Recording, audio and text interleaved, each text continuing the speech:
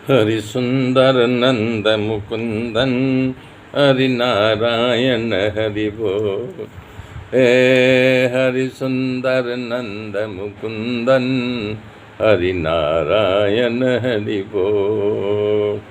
हे बनमाली मुरलीधारी गोवर्धन गिरधारी हरि नारायण हरि बोल। हरि सुंदर नंद मुकुंदन हरि नारायण हरि बोल। हे हरि सुंदर नंद मुकुंदन हरि नारायण हरि बोल। मेरे मित्रों, तब वहाँ सुखदेव जी कहते हैं कि भागवत महापुराण जो है भागवत स्वरूप है, इसे बोलते हैं तभी सुखदेव जी की आंख खुल जाती है। तो वहाँ सभी जितने ऋषि समुदाय को देखा और इनके पिता वेदव्यास जी सबसे आगे बैठे हुए थे, उनका दर्शन किया, विशाल संत समुदाय का दर्शन किया। तब कथा को रोक करके पहले अपने पिता का परिचय दिया। अधीतवान द्वापरादौ पितुद्वैपायनम दहम। ये जो हमारे पिताजी सबसे आगे बैठे हुए हैं, द्वैपायन व्यास जी के द्वारा द्वापर के अंतिम युग में, द्वापर समाप्त हो रहा था, कलयुग लगने वाला था, तो मैंने ये कथा सुना था। ये कहकर अपने पिता और गुरु का परिचय कराया। ये ज्ञान और भागवत कथा मिली, इसका रहस्य भी बताया कि हमारे पिताजी ने मुझे सब ये कथा पढ़ाया है।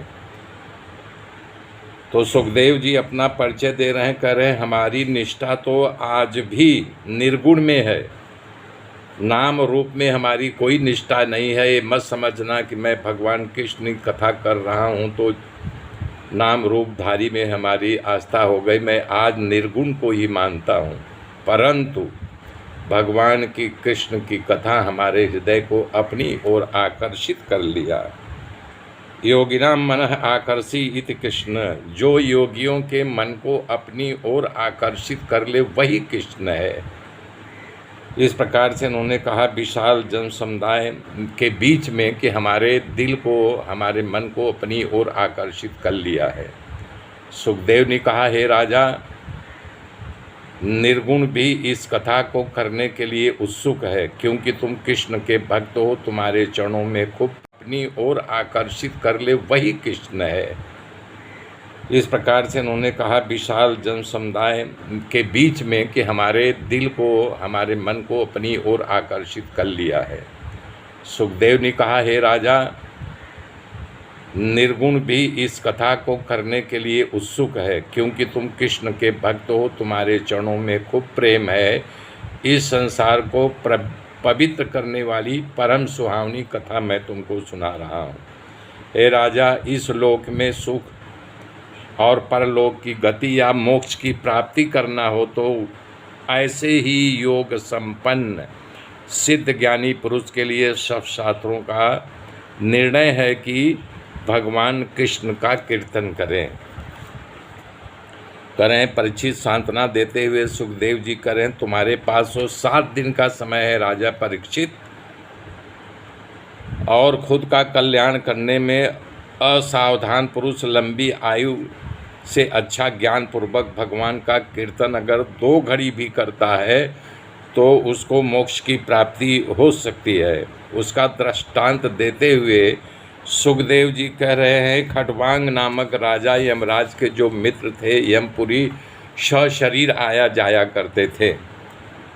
कह रहे हैं एक दिन खटवांग राजा यमराज से मिलने गए और उनसे पूछा कि बताइए हमारी मृत्यु कितनी देर है, कब आएगी।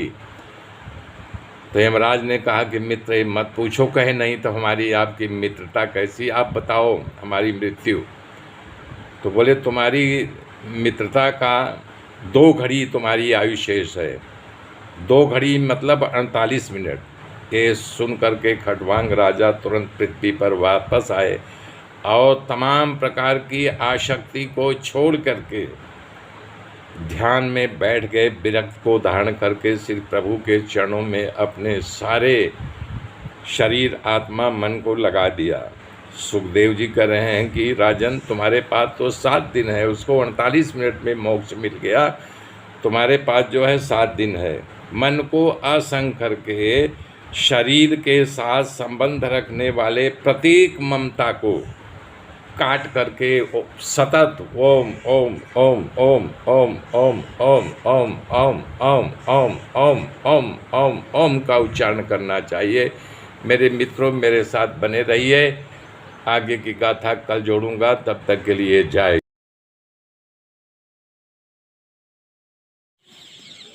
श्रीमन्नारायण।